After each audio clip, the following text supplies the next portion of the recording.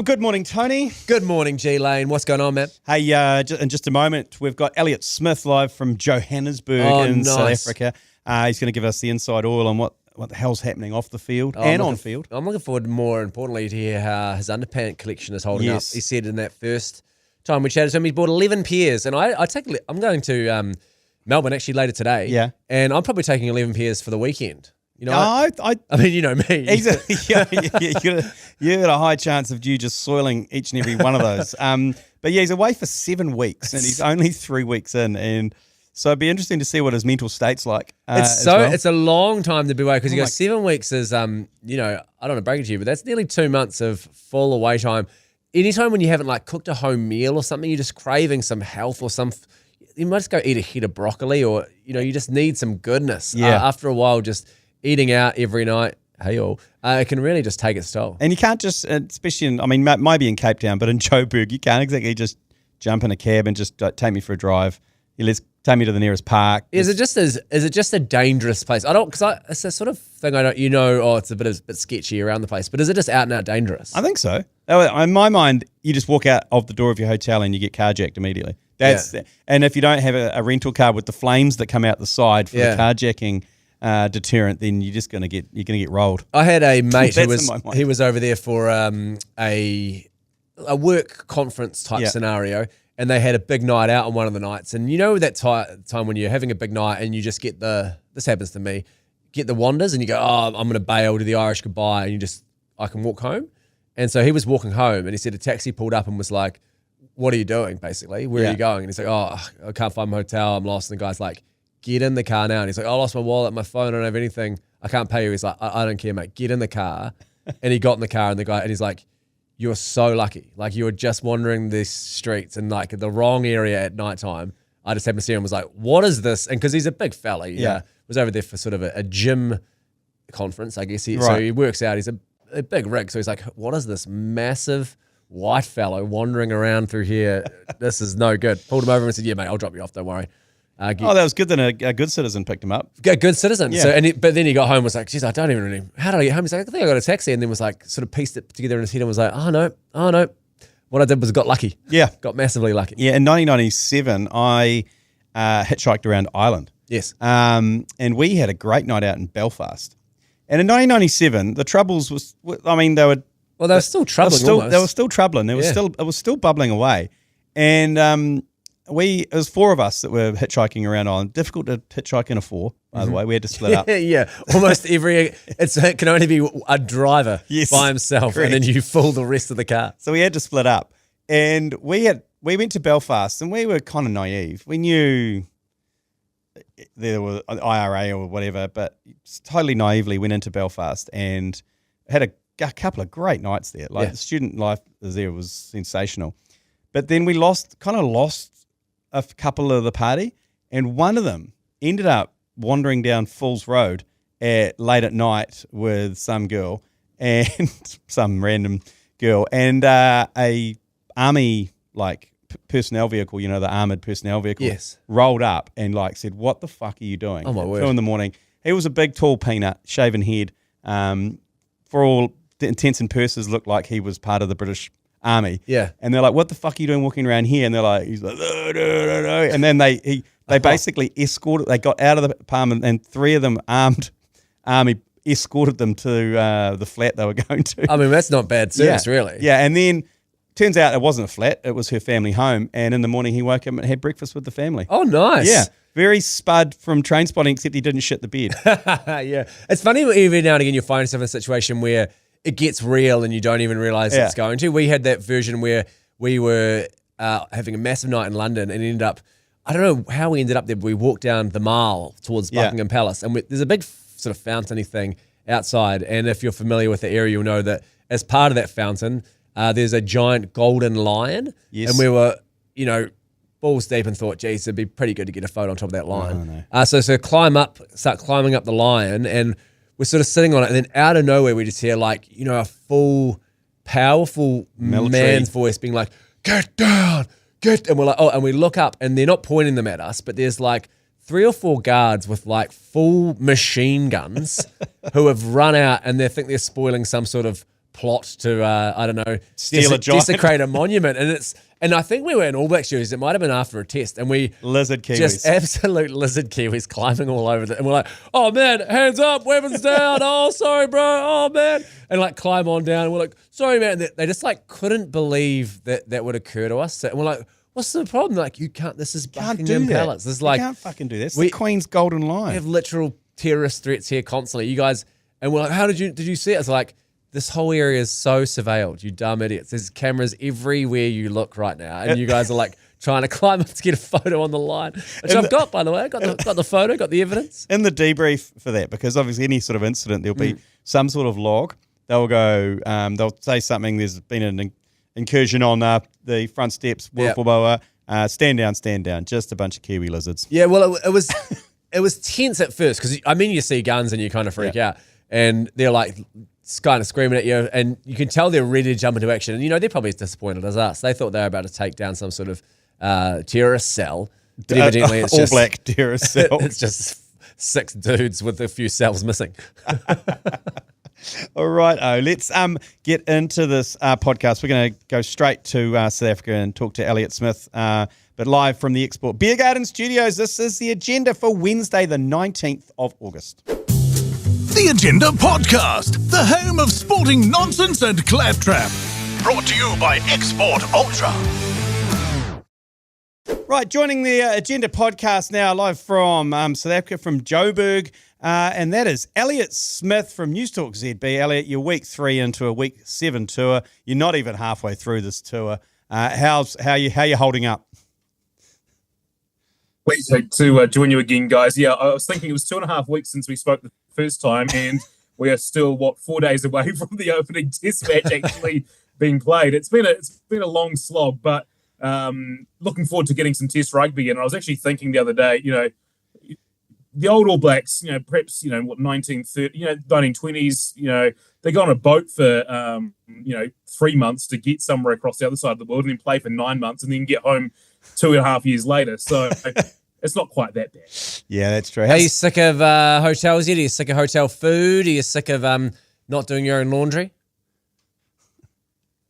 No, not doing my own laundry is quite good, actually. Don't mind that. But yeah, look, you're in a weird sort of bubble in Johannesburg because you don't want to go too far for safety reasons. So you kind of rotate around the same 4 or 5 restaurants in the vicinity of where we're staying. So a lot of steak, and then you transition to the seafood, and maybe you get a bit of Asian fusion, but then you start the cycle again. So yeah, you try and make a game of it. And the big question on everyone's lips is, has 11 pairs of undies been enough? Have you had to go to the store and buy some more jockeys?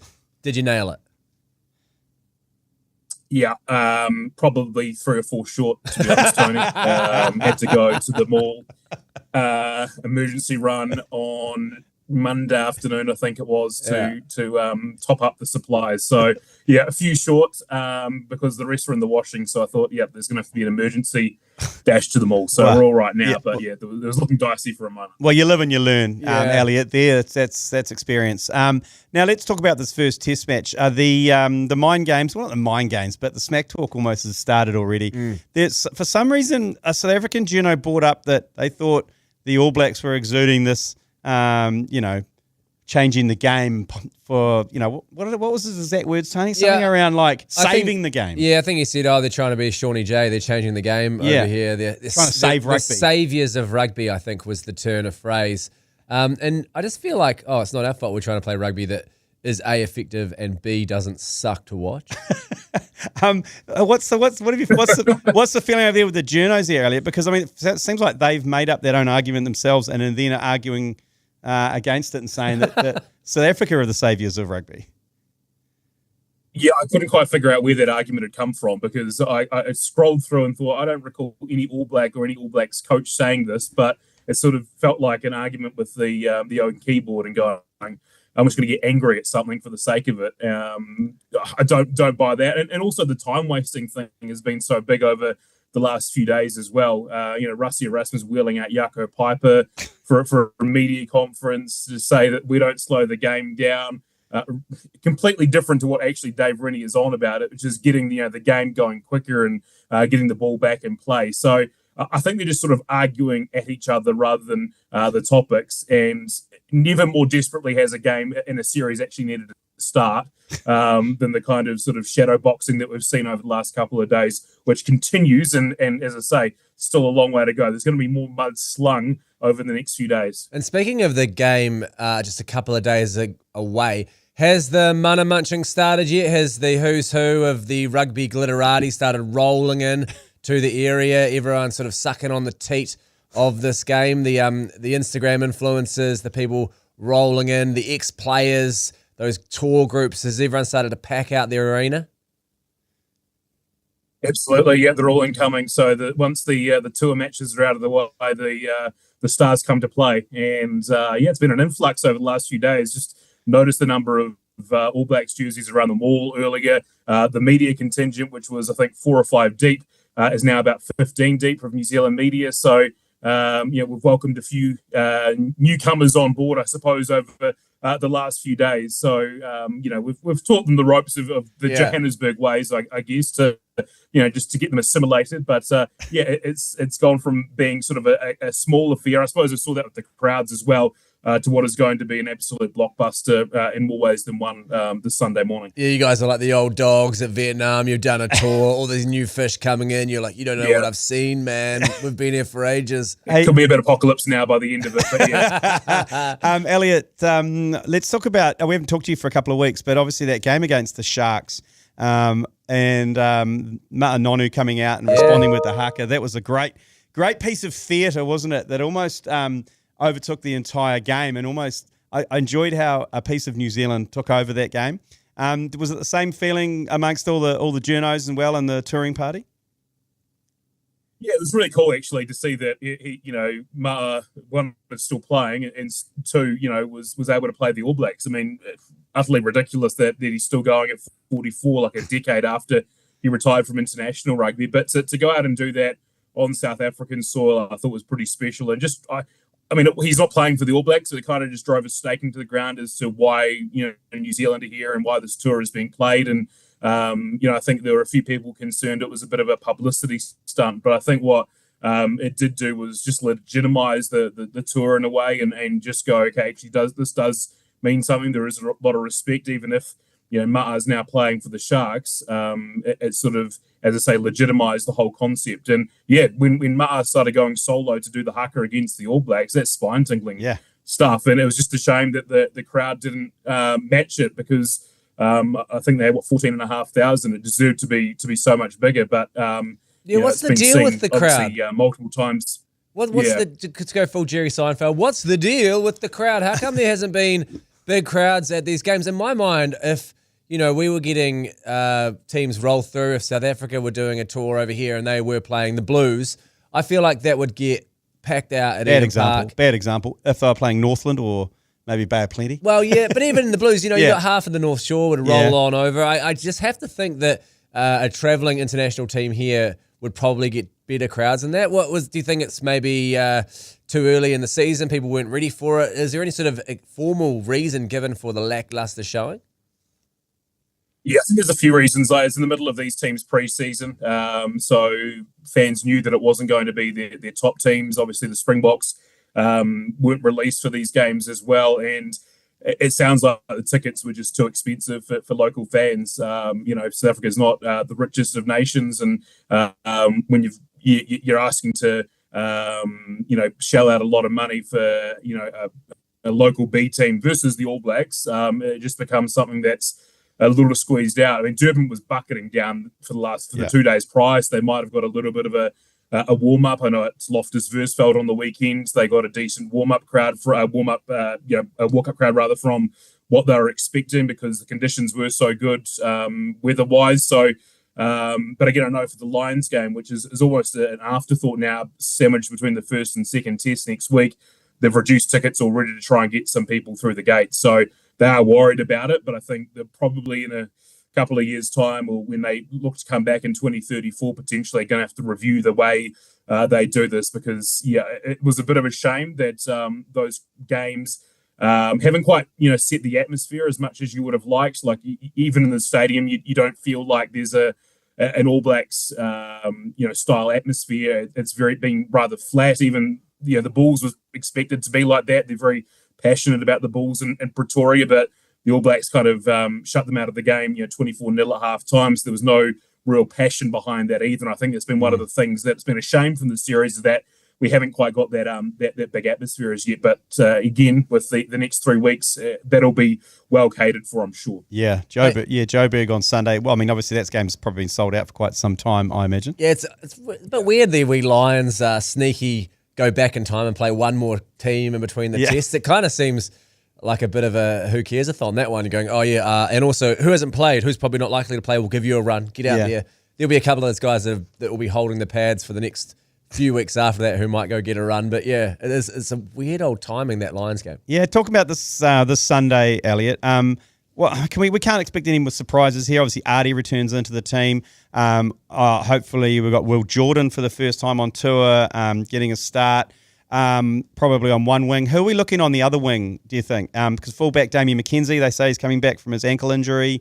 Are we looking at Josh Morby potentially getting a starting place on that team?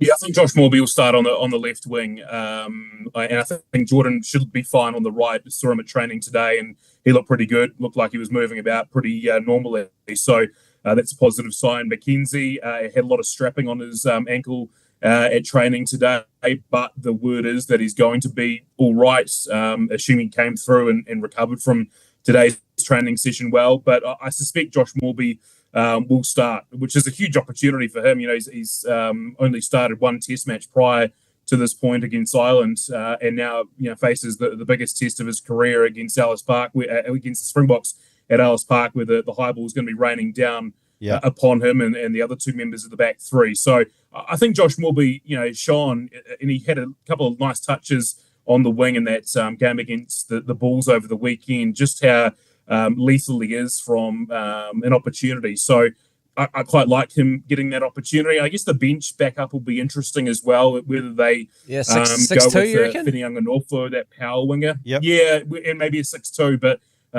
Rico Ioane could be another possibility potentially to back up on the bench. So my back three would be Morby, Jordan, and McKenzie, assuming McKenzie's fit. And what about Roygaard? What's the word on the ground? Have you got any good juice about his availability? Do you think he'll start? I think he'll start. Yep. Again, looked at training today. Looked to be moving pretty freely. Dave Rennie's been pretty confident that he's good to go for this game. Whether he can go 80 or deep in the game, because he often does go, 70 odd minutes and quite deep into a game for a halfback, will be interesting.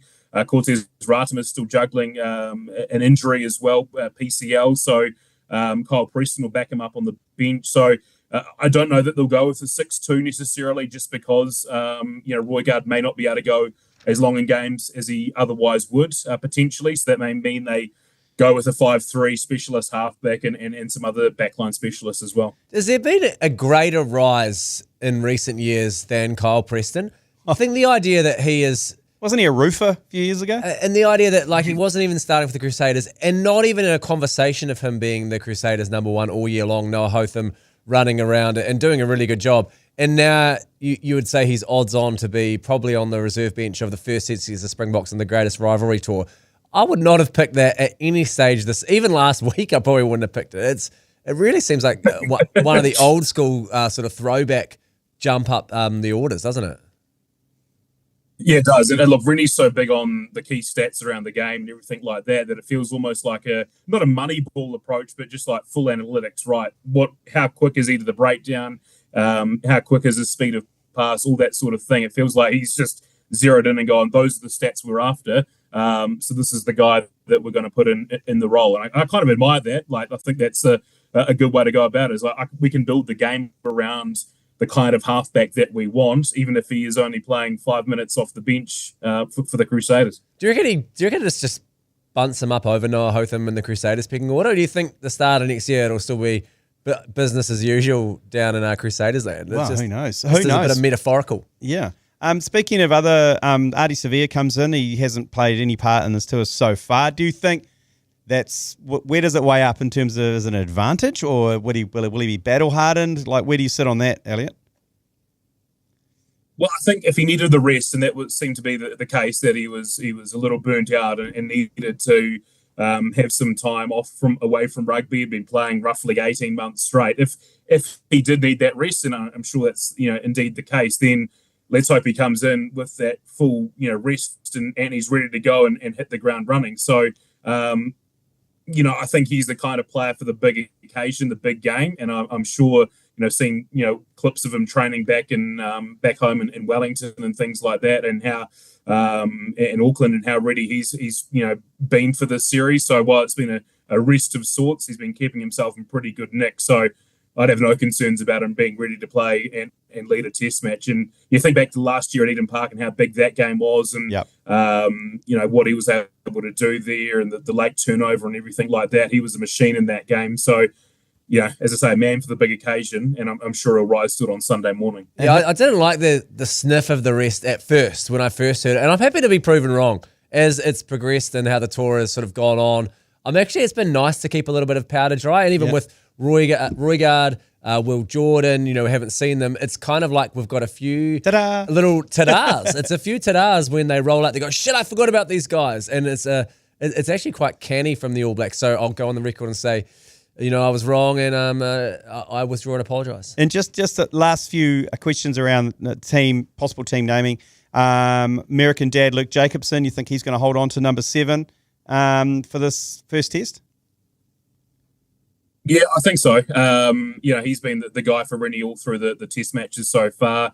Anton Segner is right on his tail. The kind of performance he turned in against the Bulls over the weekend was just phenomenal. It was everywhere around the park, picking over turnovers of fun and just brutalising the South African and the Bulls players. So I think he's hot on his tail, but I think it's hard to see Dave Rennie deviating too much. I think he's had this first test team in mind for quite some time. And really has backed Jacobson to the hilt. He's been in and out of the All Blacks 23 over a number of years now, but is benefiting from that consistent selection, I think. And while we probably haven't seen him just own a test match as yet, this might be the kind of match that really suits him. And Parker or Lakai at 6? Is it Seaman Porker's going to get in the nod? I think it's Tupou Vai. Tupou Vai, 6 okay. in the test side. Yeah. Right, okay. There you go. Well, that's the match. And Lakai off the bench. So. Yep. Yeah, I think that's a good shout. And you'll be doing the commentary at the ground at Ellis Park on Sunday? Absolutely, yep. Over on Newstalk ZB. And look, last time I commentated at Ellis Park in 2024, I couldn't hear myself think. It was that loud. It was just noise from 360 degrees. And in South Africa, it's great. You can just basically go up to, the concession stands and just buy a jug of beer, and people just do that and take it back to their seat and just drink out of it. So, and is that frowned upon in the doing that for about in the commentary box? Because I know we were commentating right beside you at Westpac Stadium in Wellington, or Henry Stadium now, isn't it? And you were right beside us, and we sort of bought a few beers in, and we were catching a few bits of side eye from the likes of Nisbo and Mills Muliaina. I don't think they were enjoying us bringing beers into the commentary position. Is that allowed at Ellis Park? Are you allowed to bring a big old beautiful jug of beer in there? I haven't tried it as yet, but I think it's probably more acceptable in South Africa than New Zealand. In France, they do it. I remember the 23 World Cup. There were commentators drinking beer and smoking cigs while they're commentating the World Cup final. So each country's got their own values, I suppose. So you just roll with the local tide. Oh, excellent. Is it a nice little posse they put you up in Ellis Park? Have they got you in a nice little cushy zone, or is it fairly Spartan? No, it'll be right alongside all the journalists and things like that. It's pretty good from memory. But it's you can certainly hear what the locals think of each refereeing decision. So because are you outdoors? Coming through the sound effects might. Are you outdoors there? What was that? Are you outdoors? Oh yeah, yeah. Because a lot of the stadiums around the world, everywhere in South Africa. Yeah. You're just basically in the media tribune, aren't you? And a couple of meters down is the Afrikaans commentary radio team, and to the left is an English one, and then just the headphones doing the Lord's work. If it wasn't for them, you wouldn't be able to hear anything. Yeah. We had sangria tipped over us in 2024 in Cape Town from the level above us. Oh. Some guy just decided to drop a whole lot of sangria over us and our broadcast unit. So didn't go particularly well. But you've got to be on guard, so bring a rain jacket. Yeah, before you go, Elliott, one last question from me, mate, and that is, we've had a bit of chat this week here with Ma'a Nonu showing up against the Sharks and his potential inclusion on the All Blacks all-time Mount Rushmore. And I wonder, what is your personal, you're a big rugby guy, what is your personal All Blacks all-time Mount Rushmore? Jeepers. I've put you on the spot here. I appreciate that. Yeah. McCaw. Yep. Mm-hmm. Meads. Yes. Yep. Carter. Yes. Yep. I think Nono is there. I think Nono is there. Oh, okay. Yeah, there's a lot of chat for a fella like Napier in there. Yeah. Dave Gallagher. But I agree. They got better. All those guys have got better YouTube highlights reels than anyone else. Yeah, it's hard to argue with. You search Dave Gallagher on YouTube and nothing comes up. I know. That's my problem with Colin Meads. I've barely seen it. I haven't seen no tape of the man. I've heard a lot of rumours about him being very Pine Tree-like, but I want to see him out there doing steps at high school level. That's what I want to see.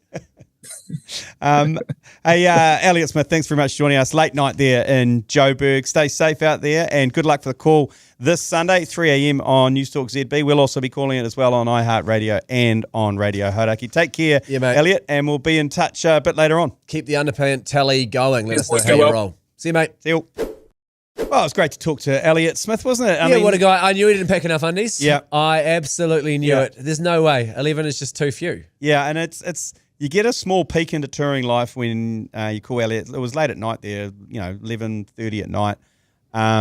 And in the background, you can see his hotel bed and some real shit hotel artwork. And well, curtains. everyone always thinks, and I do a lot of traveling for work and for comedy and stuff, and everyone's always like, man, it must be so awesome staying in hotels all the time. But it can be. Oh, if they're amazing hotels, yes. But for more often than not, it isn't. More often than not, you've got the divorced dad hotel that we stayed in. Ibis, for the test in Wellington, where it's just, a curtain that opens up to a brick wall and you have a bed that touches 3 out of the 4 walls somehow. And the only part of the bed that isn't touching a wall is the foot. So you've got to kind of crawl up the bed and then tuck yourself in. Yeah. That's sort of the reality. There's something about hotel artwork as well, which is just strangely depressing because it's the sort of art that no one gives a shit about. Do you need it? Well, I think if you didn't have it, it would literally feel like a prison cell. Yeah, true. So they go, well, we don't care what it is. They don't care what it is, but it's got to be something. So you just get any old smear on a canvas and you chuck it up, and it's always slightly akimbo. Like it's never straight. It's just sitting there. It really is. There could be a coffee table book in it, like the world's worst hotel artwork. The fact that he's only 3 weeks into 7 weeks, there was a touch there in the middle of it where he was like, yep. And he was also a little bit reticent about the journos that have just turned up now. Yeah. People have just turned up for the test series. And they're all excited. And they're like, where the fuck have you been? Well, and that really does speak to, the tenacity and the integrity that Elliott has. He's been over there covering these other games because really that's probably where a lot of the hard work is done because you're trying to create stories. I mean, thank God for Ma'a Nonu because if it wasn't for that, there would have been 3 fairly forgettable games up against some under-strength side. So they've kind of had to really work for their stories. I mean, I've been reading them every morning to try to get up some content for our own podcast, and I've only going to get one segment out of it. I'm like, geez, this is tough sledding here, fellas. And then they're writing article after article, trying to get something. They'll be so happy when the tests start. Yeah, and good to see that Elliott's got his finger on the pulse when I suggested either Peter Lakai or Seaman Porker at number 6, and he went, no, Tupuvai. I was about to give you a dressing down for that one. It just shows the difference between there's a golf. Yeah, the knowledge golf. You got to have big Tupuvai out there, the mahi monster. He's made that number 6 jersey his own. Yeah, and he loves a bit of showboating out there as well, which should be good. Yeah, he does. He's a bit of a hot dogger. Oh, that's going to be interesting because that was the last time he celebrated that penalty, didn't he? And then of all people, Kevin Peterson had a go at him via social media. Oh, I mean, never one to showboat himself, Kevin Peterson. Well, he's too busy doing 6-7 videos with kids. Yeah. Let's be honest. He's got absolutely no mana when it comes to social media. He could be the worst follow on social media that exists. I don't know. I've got one here. Davey Dum Dum. Wow. He's in the headlines. He is in the headlines. He's been convicted and fined for his drink driving charge. It was an Easter. On Easter Sunday. Yep. And these are his words. He had 3 glasses of white wine in 45 minutes and managed to blow double the legal limit. And that's the thing when you say because if you say I had a can of beer, we kind of all know what a can of beer is. But if you say I had 3 glasses of white wine and you're like, well, how much wine was in it? You're like, a bottle and a half. Yeah, especially if it's red. You get those massive goblets that take half a bottle. You can have a huge glass. But the thing that's come out that wasn't previously known is that he tried to do the old switcheroo. So first of all, he went full Costanza and stopped short. He did the stop short beforehand and did the seat swap. People going, oh, what is he doing here? The police. This is what I never understand with the police can see you. They're set up so that if you do a U-turn or if they're coming for you. They also, just to let you know, at a police stop, you've already gone past an undercover cop car on the side of the road. Yeah, so they're ready for you to stop short and do the switcheroo. And so with unnamed female, by the way, an unnamed female. Well, you'd have to imagine it's one Candace Warner. I think the kids were in the car. That's come to light as well. So he's driving with his kids after 3 glasses of wine. But that's when the story for me gets really murky. If you go, hey, I just had 3 glasses of wine, I didn't know I was over. Why'd you swap? You don't do the switcheroo. You plow forward and you plead ignorance, and then I feel like you're probably likely to get let off because he's argued to the hills that his conviction will have like undue consequences because he travels for work.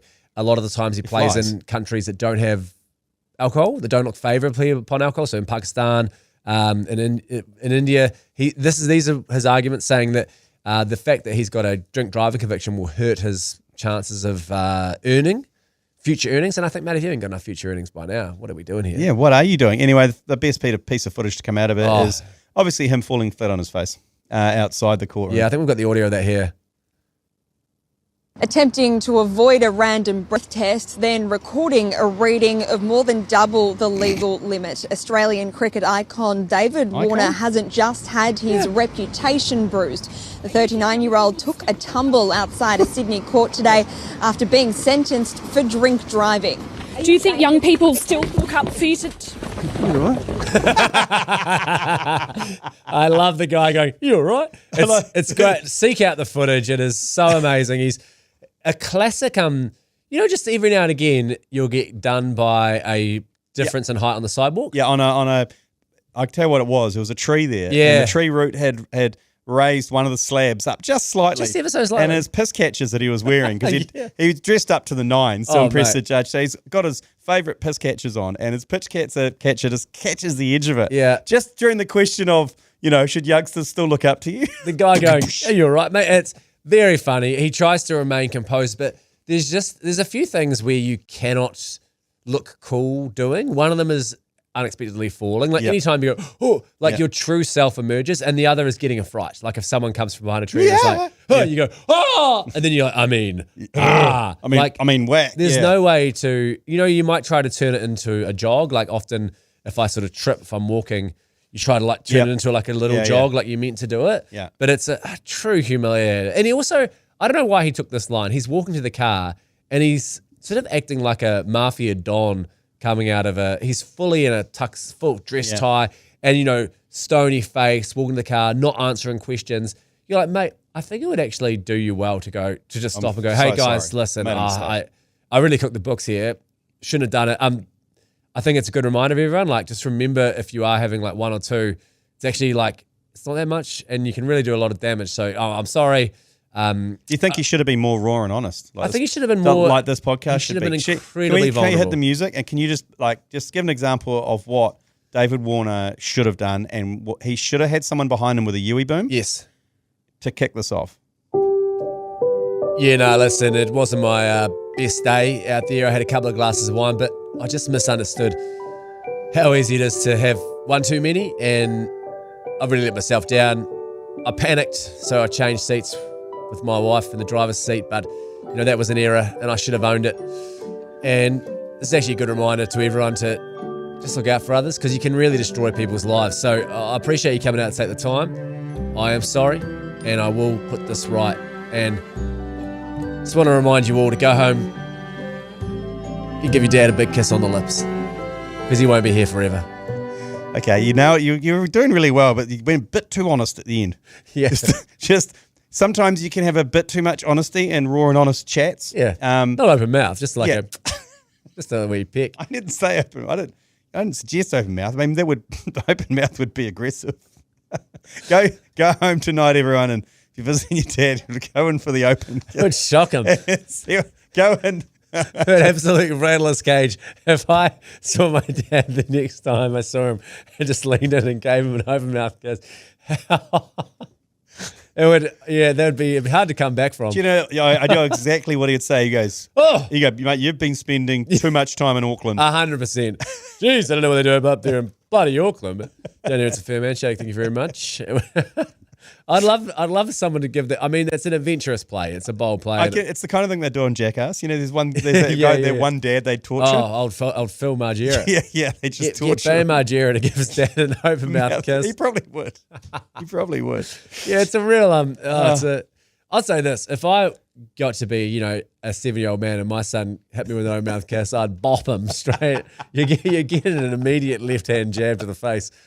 And deservedly so. Don't try to turn me into content, you little fuckwit. Pow! Don't try and turn me into content. Yeah. Oh, there's a whole underbelly of people turning their boomery parents into content. Oh, there is actually. You're right. They're trying to turn everyone into content. You're like, mate, I'm just an old fella. Don't try to mock my ways. I didn't come up in this. Just the fact they're not getting cuffed left, right, and centre is it's a scathing indictment on their parents. Anyway, so yeah, he's basically come out and he's, like you said, he's lamented the global media attention. Everything's always the media's fault. Yeah. And across the board, it's always the media's fault. Whatever it is, it's because people are broadcasting what people do. And he said he's lost a lot of valuable overseas commercial opportunities. I mean, the OLEDs, the blacks of the blacks on the OLED TV for me was a highlight. I don't know if you saw that ad he did for LG. It was. I feel like I did. Yeah, the blacks are so black on the OLED. He doesn't get any blacker than the blacks that he sees on his LG OLED. Yeah, it's one of the worst ads of it. It's up there with looking really cool. The pimple. It's gotta go. Pimples gotta go. I'm never watching TV and being like, you know what? I'd like it if the blacks were blacker. Yeah. That's God. That feels. Don't clip that, by the way. I tell you what, we had a South African cameraman, and we were telling him about this, and he repeated the comment. And I remember Manai Stewart goes, please don't say that ever again. Yeah, you can't say that in a South African accent. It just sounds. Yeah, it sounds a bit apartheidy. Yeah, a little, just a smidge, apartheidy. He'll be back, I think, on the commentary this Saturday. Big hat, with his big stupid hat. I mean, between him and Matthew Hayden. It's going to be a hell of a ride. And then you got BJ as well there. Well, Brendan Julian. They can't fit in the same room. They put them in those small commentary boxes often in Australia. And if you get two of those big hats in there, there'll be clashing heads. It'll be like you have to kind of go sideways in to get their massive fucking hats in there. Surely at some stage, one of the wardrobe people will say, "Oh, that's a fucking outrageous hat." Yeah. Because I mean, I've done some TV things where the wardrobe people, they're pretty brutally honest because it's their industry. So if you wear something that isn't good, they'll just be like, "Oh, that's awful." Like you might wear a shirt, they go, "No, that's." Was anyone working for TVNZ for the career commentary team this year? Well, yeah, I guess. I mean, Rigger loves a hat. I mean, they were wearing some ridiculous headwear. Well, I think that maybe they'd packed it in by the end of the season. They knew that it was the end of the tenure at TVNZ. They said, you know what, let's go out with a bang. Yeah. Let's don some comedy headwear. Because Rigger and I think McCullum were having a competition there for a while. Maybe it's a little in-joke where they're like, let's see who can wear the rudest hat. Yeah. And like it would be good if Chris Harris, he floats around the commentary. I'd like to see him come out in a beret. Or the chicken hat that we've got over there that we got from Munich with the drumsticks. That would be pretty good. Get, Laura McGoldrick or someone on the, I don't know who's going to be fronting the new Sky Sport commentary, but maybe they could just start wearing comedy headwear. I'll take a stab. Laura McGoldrick. Yeah, I mean, based on every sports game I've watched this year across any code. Yeah. It has been McGolders, and I'd like to see her do it in a chicken hat. Yep, Boulders McGolders in a chicken hat. I hear there's a comeback for Ian Smith potentially as well. Oh, he's going to come off the back fence, literally. We may see the first on-air live clutcher.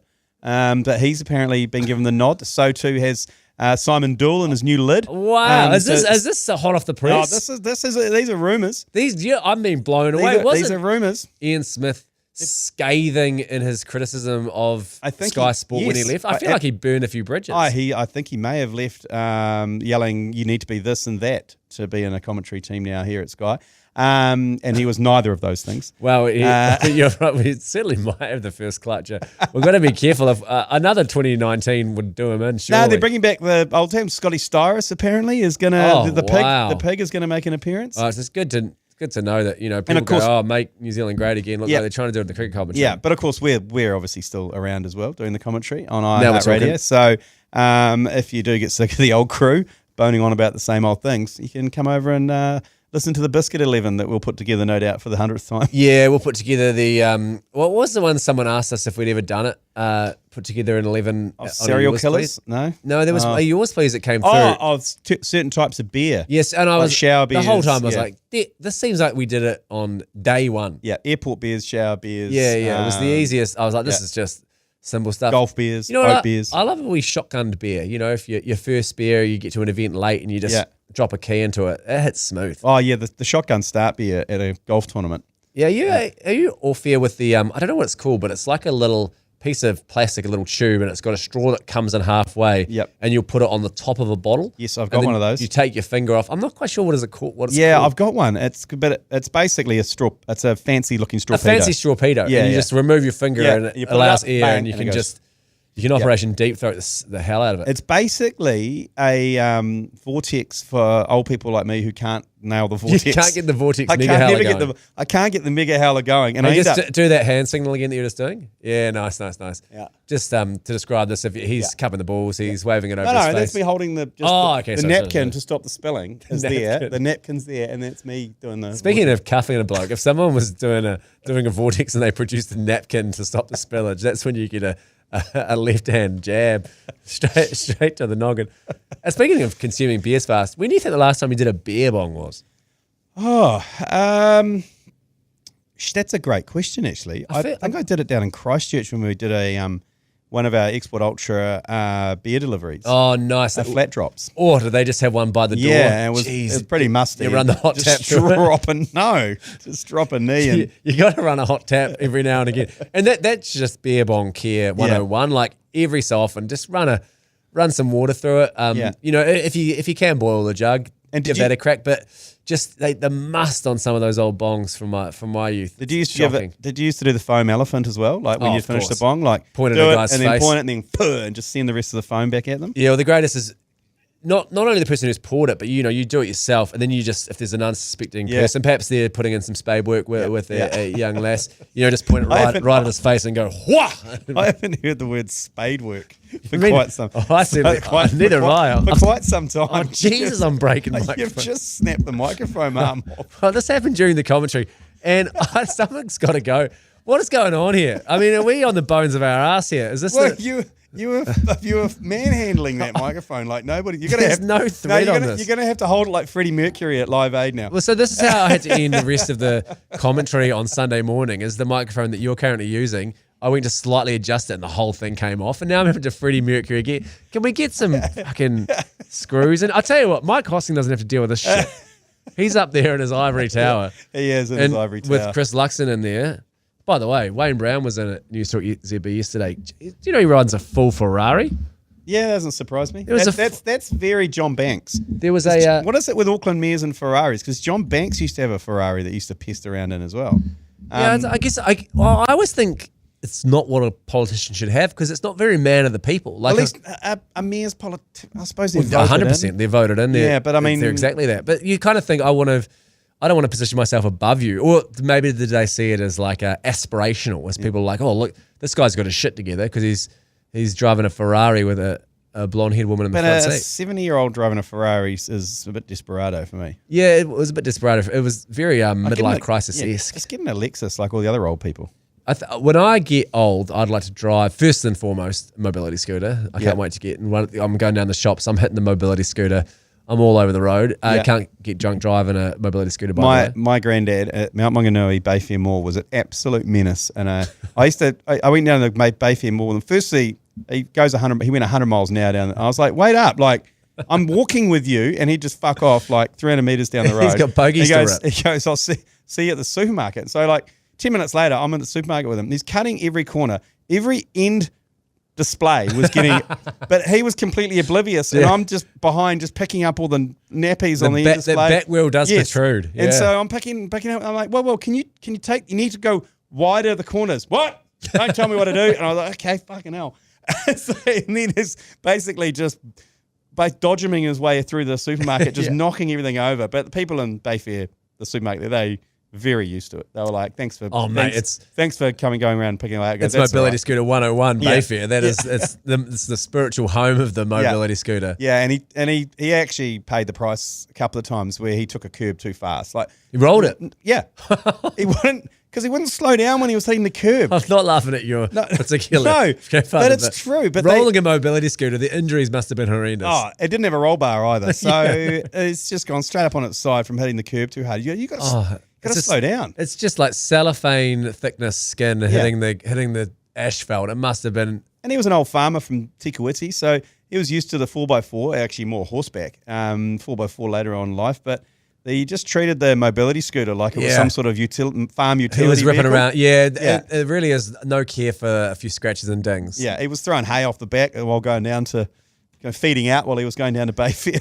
I guess they're probably e-scooters these days, aren't they, as well? They're probably all hybrids. You can probably get them up to about 50 clicks. Fuck yeah, they'd go quite quick. I've got a guy who lives across the road from me, and he's got the one with the full bubble cover. So he's got the full kind of zip-up sides. Oh, yeah. And the zip-up side, the Pope Mobile. He is in an elderly Pope Mobile. Yeah. And he refuses to go on the footpath. He's a road only. Oh, I mean, this guy's out of control. So he's on the road. He's like a New Zealand Post employee. Out of control. He is out of control. I had a word to him because I've had to pick him up off his kitchen floor a couple of times when he's taken a tumble. And I was like, you got to pump the brakes. He's got dangerously big cats as well. I was like, you got to pump the brakes on you when you hit the curb as well, because I've seen him go off on two wheels a couple of times. The being on the road is outrageous. We're used to it though. We're used to him being on the road. Yeah, so you might be, but there might be someone coming around the corner who's not, and they're like have a head to tail with the Pope Mobile, head to tail with the elderly Pope Mobile, and that guy is going to, instead of flying through the windscreen, because it's that sort of plastic stuff, he'll hit the windscreen and just liquefy. Yeah. Give the big cat some more jelly meat. There's a couple of massive cats. Jesus Christ. Anyway, let's take a quick break here. We'll be back with Yours Please. Yours Please!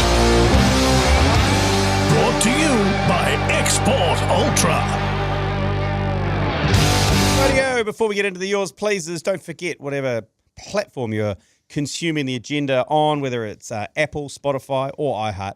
Make sure you put us on auto download and give us a review, give us 5 stars on Apple and slag us off. It all helps us if you just stick it on that auto download. It also helps if you want to contribute to the podcast via the Yours Please iHeartRadio function, the little microphone button on your iHeartRadio app. Or if you're on Apple and Spotify, just DM us with a voice memo and we'll happily play it out. Here's the first one. It's a two-parter, Tony.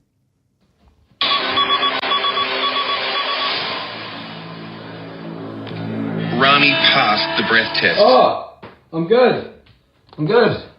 Right, I can talk now. Hello guys, Ken the Gun Hose here, long-awaited return. Yes. I'm back, bitches. Yeah, boy. I tell you, Lyall, are you happy? I passed that test. You better fucking be. Part 2, Ken the Gun Hose. I'd like to thank a couple of people who messaged me saying I was a good person. Yep. Yeah, I do not recall those Yours Pleases, and thanks especially to Angie from Napes for the message on Friday. Yep. Meant a lot. I'm a changed man, and it was my Ashley Martin turning point, but I'm back and ready to give some good analysis. Well, that's great, and it's nice to have him back in the action. If you're not over what was going on, I believe he left a couple of massively inebriated Yours Pleases, and regretted them on. Even slid into your DMs, I believe. He slid into my DMs, and even in my DMs, I said, next day, I said, don't worry, you're a good person. You're a good person. But it feels like Cam the Garden Hose may have reached rock bottom. Well, and to be honest, I'm not sure where he's at now. He did tell me, like Dry July, he was having a month off the Yours Pleases just to prove to himself that he can still be a good person, and he's back. So. And he was running the self-imposed breathalyzer at the start, which is something that I suggested, maybe a breathalyzer on the phone that you've got to breathe into, or a little game you've got to play, like if you're on one of the Lime scooters, you've got to play a little game to show that you're not massively inebriated before you do leave yours, please. But honestly, I think that would deprive us half of our content if people, that's true. If you couldn't DIYP, it's like DIC, but with yours, please. Yeah. Instead of Duncan Charge, Duncan, yours, please. Yeah. Welcome back, Cam the Garden Hose. Great to hear from you. Yeah, what a guy. Next one, yours, please. Yeah, g'day. Just caught up on the podcast there. Just listening to Tony talk about his pre-pump before getting in the pool there in Auckland. And not before getting in the pool. Before kissing his dad. And sort of got me thinking, is this the Warriors year? Like, pretty fucking big win. And to be honest, I've been pulling a bit of a reverse Hurley, but kind of on the bandwagon now. Yeah, up the wire. Let's go. Oh, look, I mean, this is out of control now. You're being accused of pumping before this podcast even. Well, I don't pre-pump for the pod. And I just want to make it really clear. It's not a pre-pump for the pool. That's crazy talk. It's before the communal shower after a game of rugby just to wake it up. That's all. The pre-pump for the pool is, I mean, that's literally a crime. You can't pre-pump and go have a swim, use it like a rudder. That's a no-no. And like Warriors, great stat. That stat around a quarter of the grand final tickets have gone to Warriors fans. How good's that? I mean, it has to be. You get a sniff and you go, geez, you know what? God, I'm going to do it. I'm going to get in there. And it's the sort of one where people might buy them all up now, and then as it gets closer, maybe if it's not looking great, we'll drop out. But the more games they win, I think the more are going to sell to Wars fans. Yeah, and I think second was the Panthers, and then it was the Broncos fans. But I think there's a part of it is fans that are looking for a weekend away. Yes. Because either if the Warriors make the final or not, it's grand final weekend is going to be an epic weekend. And you've got to book early as well. So anyone who requires, any form of travel, be it domestic or international, those flights are only going to go up. So Broncos fans, they probably had those since the start of the season. And they think, we'll go back to back here, buy the flights, buy the ACOM, and then you go, oh, shit, we suck. We'll still go down for a bit of a do. And same as New Zealand, those international flights, they're only getting more and more expensive. So you go, well, we've already got them. We're going to go for a weekend away regardless. Hopefully the Wars are there. But if you would look at them flights now and accommodation now as opposed to sort of 3 or 4 months ago, it'd probably be a large change. Yeah, well, if you can jump on Boys Trip, they've still got packages available for the grand final in which we're going on. Yeah. Only a few, though, because I think they're selling out pretty quick. Oh, mate, they all get snapped up like hotcakes. And it's a great weekend, that one, because it's like Friday night function and then Saturday Randwick races where the boys get paid boys, and then Sunday's the grand final, home Monday broken. And you want to get on that early, because if you leave that, I reckon if the Wars beat the Rabbitohs this weekend, I reckon people, they'll start to really go. It's going to ramp up? If we look like we're in for first or second, I think just that makes such a big difference for our chances of making the final. Just that home semi, those 2 games at home and a week off.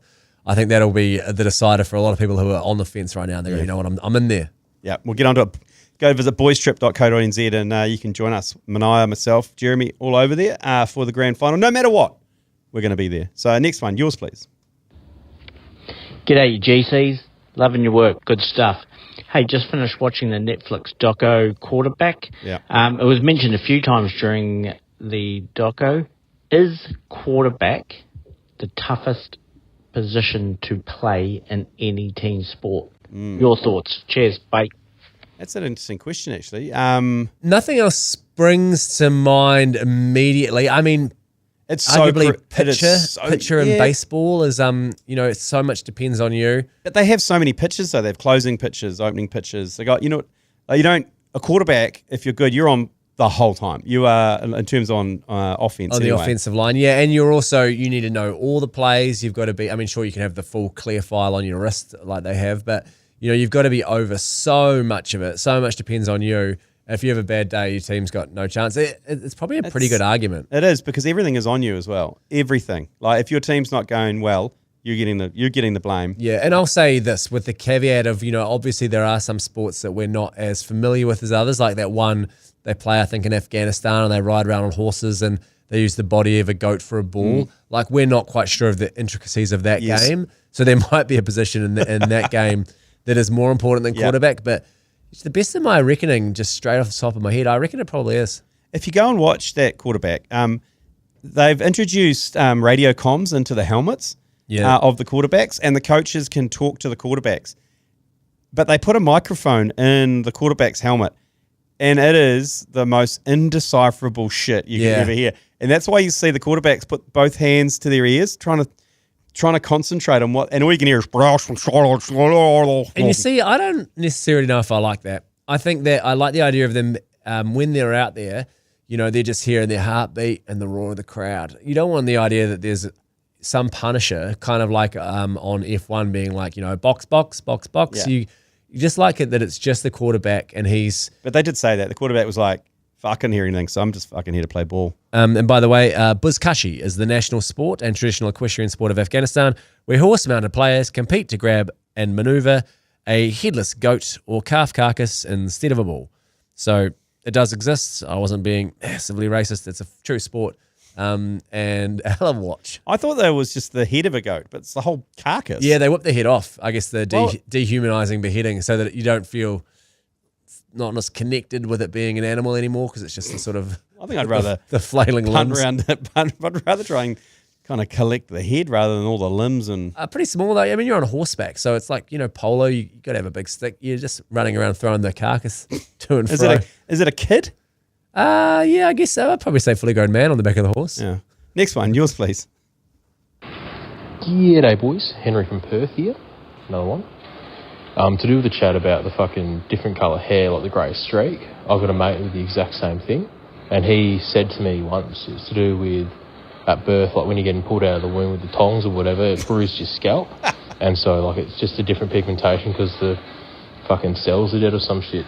He's a shit cunt anyway. He fucking supports Geelong, which is like a mixture of Panthers and the Storm. Oh, does that get more Australian, that message around you get pulled out by the tongs or shit? Well, he has to know that they're not using tongs. I think forceps is I love that. Is what they prefer, but I just love the idea that they're using the big tongs you get if you get an oversized barbecue tong set, and you get, which by the way, just use the ones from the kitchen. Why are we using these big massive tongs? I don't know. If you go into a hot area, you can't use the small ones. Oh, I don't mind a little small tong.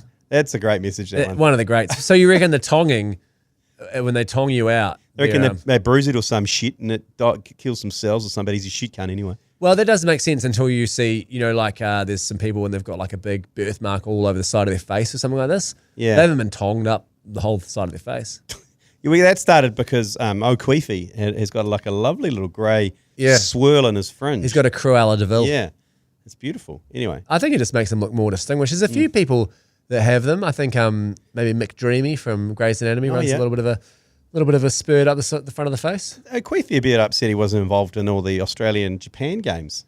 Yeah, I wonder what a few other bits and pieces. The vibe is he just knocking around NPC? Yeah, he's doing the big NPC games though. I think. Well, you'd imagine you've just about every Hawke's Bay game. You've got a guy who's ref the World Cup semi-final, and now he's out there doing NPC. Hotafina Wakapati versus East Coast Nazi Pato. I mean, surely we've got to aim higher for our premier referee. Next one, yours please. Got a cunts. Army North, Australian New Zealand Rugby League. What a night. 20,000 tank students. 6 balls were lost in the crowd. Yep. The whole Australia team turned up at the Eagle Rock afterwards to get on the piss. May have been some fists thrown in the toilet by Alfie Langer, allegedly. Brad Fittler may have been spotted appearing out of a flat next morning, allegedly. Love yous, buckies. Yeah, that was, I think we discussed, because we talked about keeping the ball kicked into the crowd, and I mentioned the Rugby League Aussie-New Zealand game in Palmerston North way back in the day where they ran out of balls because 20,000 wasted students. They just caught the ball, shoved it up their jerseys, and it disappeared. They had to go into the changing rooms to get training balls. A lot of pregnant men walking out of that ground saying, hey, we can do whatever we want these days. They must be somewhere. Yeah, there must be a few balls floating. And they're probably just knackered in people's houses, and they're like, oh, shit, remember what that is. When I stole that from there. Yeah, I like the idea that the Australians, by the sound of it, sort of acted in response to where they were. So they were like, we're in a shit old place, so let's just act accordingly. Yeah. Let's go to the pub, get social media. Fisticuffs. No one's videoing Alfie Langer getting in fisticuffs in the toilet. I mean, and Alfie Langer, sure, he's a rugby league legend, but I can kind of see why people might have a go. Like, they rub his head and stuff, wouldn't they? Rub his head. They probably lift him up. Yeah. Like, He's probably getting carried around like a mannequin. So he'd be like, I'm gonna have to throw hands here. I'm not having this. Yeah, I'm gonna have to cuff this guy. Oh, that sounds like a magnificent night. It really does. Next one, yours, please. G'day, lads. First time, long time. Welcome. Just a quick question for Tony Lyall. Oh, here we go. Fuck, you like to make some Hitler references, boy. Honestly, I'm pretty sure that since you've come on, fuck, there hasn't been a day we haven't made some reference to fucking Auschwitz, Hitler. Fuck, it is fucking unreal. Big German enthusiast. Anyway, love yous, fuck yous. Well, hadn't today until you came along, mate. So here's the question: are you a Nazi sympathiser? No, I wouldn't say sympathiser. Okay. I would say that those who forget the mistakes of the past are doomed to repeat them. So it's nice just to, remind each other of the atrocities that have gone by, and then it sort of keeps us abreast of what is happening in the world right now and making sure that we're keeping an eye on things. Okay. And I also don't think it's every day. I think that's an outrage. That's the worst thing I've heard since the bunker. It's an outrage. It's an outrage. That's just, it's a good go-to, isn't it? Yeah. Well, you win in doubt. Not a big fan, by the way. I mean, it's a tough genre, isn't it? And we've also got, the Z German, Anton Segner in the team at the moment. Yeah. So, you just, it comes up occasionally. Yeah, Nati Bavaria. Yeah, it comes up every so often. So, I'll bear that in mind moving forward. And, I'm always open to growing as a podcaster, learning. Yeah, so, I'll put that in my toolbox. You got to say toolbox 50 times a podcast. Yep. And it's just you being raw and honest, though, isn't it? Yeah. So I'll do better, mate. Okay. Next one. Yours, please. Yeah, g'day, guys. G'day, mate. First time, long time. Love what you guys are doing. Yes, I also love the idea of dupes going to the NRL. Yes. And I couldn't help but notice on the last photo of Lester Whanganuku's recent little Instagram carousel there, him and Jordan Ricky in a AI-generated photo of both of them in a Southern Orcas jersey. It got me thinking, I wonder what crop of players would consider going to league after the 27 World Cup. Yours, please. Yeah, this came across our desk as well. It was sort of hidden in a carousel of sort of candid and family moments on Lester Whanganuku's Instagram. And the last page, as that yours, please, I mentioned, was him and Jordan Ricky in AI-generated Orca kit. And I don't know if he was sort of poking the bear or if he was sort of having some fun with it, but he's a Canterbury man. He's based down there. I wonder if he's just going, someone sent him this. Maybe one of his mates sent it. And he goes, bugger it, I'll put that on the end just to have a bit of a laugh. Maybe he's trying to sparook his price with NZ Rugby. My only issue with that is if you're going to create something in AI like that, make it a better jersey. Pretty boring jersey. So boring. You're not going to sell any of those jerseys. Yeah, it looked like a Crusaders away jersey. Too much white. I guess, I thought it was the shape of an orca. Like it's sort of the white belly of an orca. Oh, is that what it was? And the black is like the top, like Free Willy. Oh, you think will the shirt have a dorsal fin? Yeah. Or will it have a blowhole? Do they have blowholes? Yeah, they got a blowhole, man.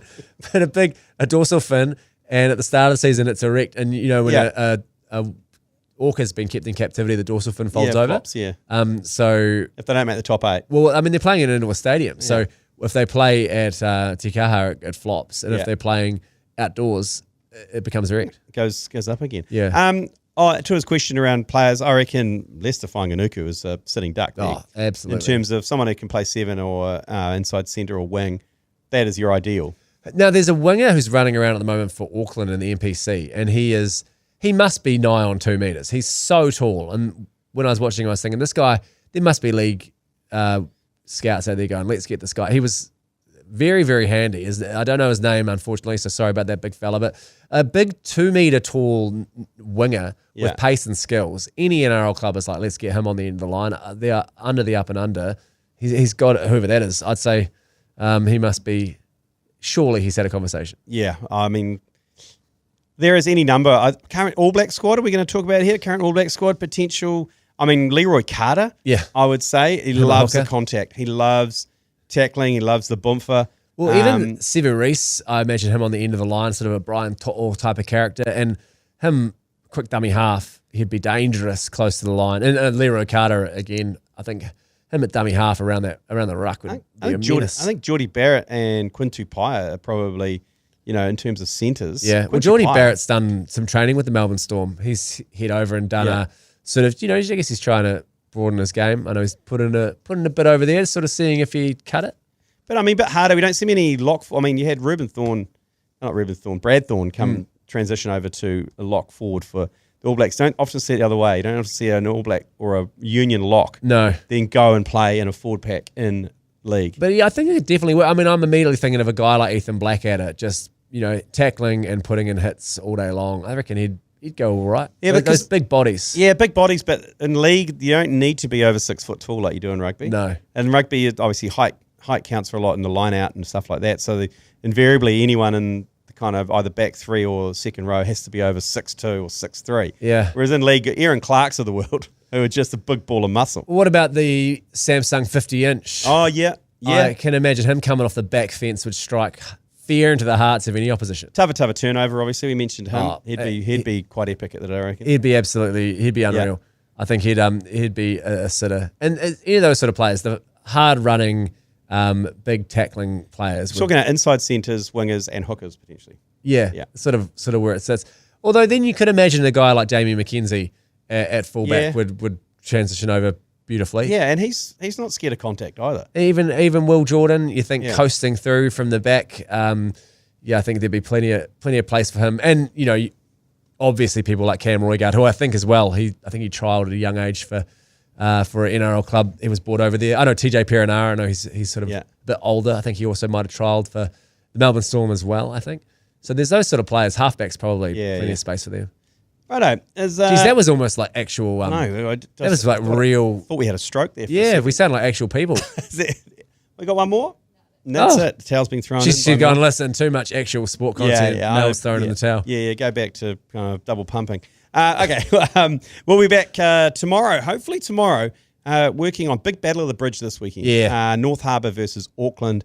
In Albany. Hopefully we're looking to get a representative from each of those teams. And we'll make them run it straight in the office. We'll run it straight. Yeah. Match winner predictor is them in the office in a hard kind of corporate tile situation and play run it straight tomorrow. So hopefully we'll have them, and then on the Friday, James McConey back live in the flesh in the studio. You've been listening to the ACC's Agenda podcast, brought to you by Export Ultra. For more episodes, like and follow on iHeartRadio or wherever you get your podcasts.